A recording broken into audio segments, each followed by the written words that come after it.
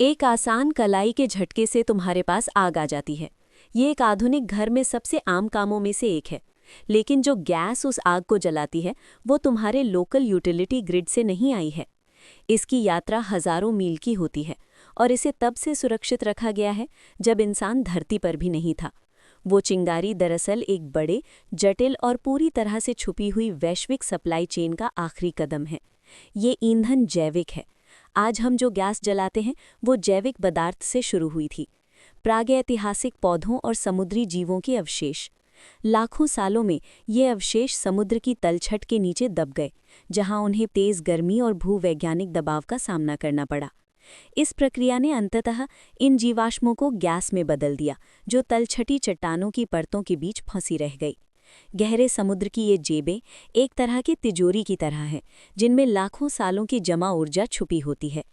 इन भंडारणों को खोजने के लिए वैज्ञानिक समुद्र के तल में भूकंपीय तरंगें भेजते हैं और उनकी गूंज का विश्लेषण करके नक्शा बनाते हैं। फर्श के नीचे छुपी संरचनाएं होती हैं। एक बार जब कोई रिजर्व पता चल जाता है तो इंजीनियर सीधे उस जगह पर इंडस्ट्रियल प्लेटफॉर्म बनाते हैं। फिर ड्रिल्स जमीन में गहराई तक घुसते हैं, अक्सर समुद्र की सतह से 5 किलोमीटर नीचे तक, ताकि फंसा हुआ गैस पकड़ा जा सके।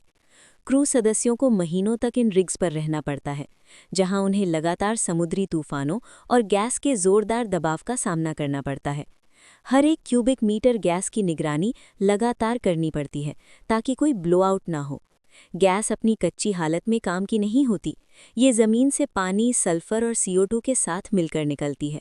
इसे तटीय प्रसंस्करण प्लांटों तक पाइप के जरिए भेजा जाता है, जहां इन प्रदूषकों को साफ किया और शुद्ध किया जाता है।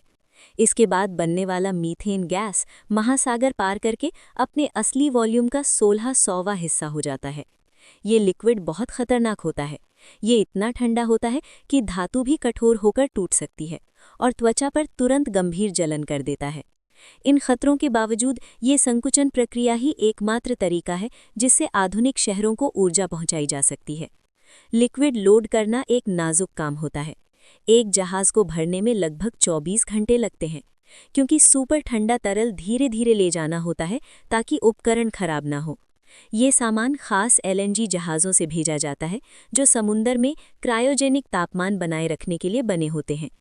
कतर से इंडिया तक 10 दिन के सफ़र में क्रू हर घंटे टैंकों का प्रेशर और तापमान चेक करता है ताकि तरल स्थिर बना रहे। ये जहाज़, जिनकी कीमत $200 मिलियन से भी ज़्यादा होती है, असल में तैरते हुए हाईटेक थर्मस फ्लास्क की तरह काम करते हैं। जब ये जहाज़ मंजिल पर पहुंचते हैं तो तरल को धीरे धीरे गर्म किया जाता है। इस रीगैसिफिकेशन प्रक्रिया से ईंधन वापस अपनी मूल हालत में आ जाता है।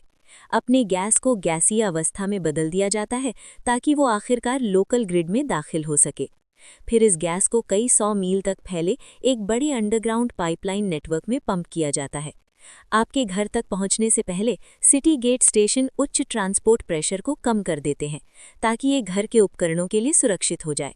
यही विशाल नेटवर्क ग्लोबल इंफ्रास्ट्रक्चर की हाई एनर्जी दुनिया को आपके किचन की पाइप से जोड़ता है। जब आप वो नीली लौ देखते हैं तो आप एक ऐसे संसाधन को देख रहे होते हैं जो कभी जमीन के नीचे दबा हुआ था। समुद्र के तल में मिट्टी की परत किलोमीटरों तक फैली हुई है। ये सब संभव हुआ है हजारों इंजीनियरों, नाविकों और तकनीशियनों की मेहनत से, जो जोखिम भरे माहौल में काम करते हैं ताकि गैस की सप्लाई लगातार चलती रहे। प्राकृतिक गैस एक सीमित संसाधन है। इसे बनाने में धरती को लाखों साल लगे हैं और जब ये जल जाती है तो इसे दोबारा नहीं बनाया जा सकता। इस ईंधन को पहुंचाने के लिए जो भारी मेहनत होती है उसकी कद्र करें। लापरवाही से इसे बर्बाद करने से बचें। आप अपने घर में प्राकृतिक गैस कैसे इस्तेमाल करते हैं?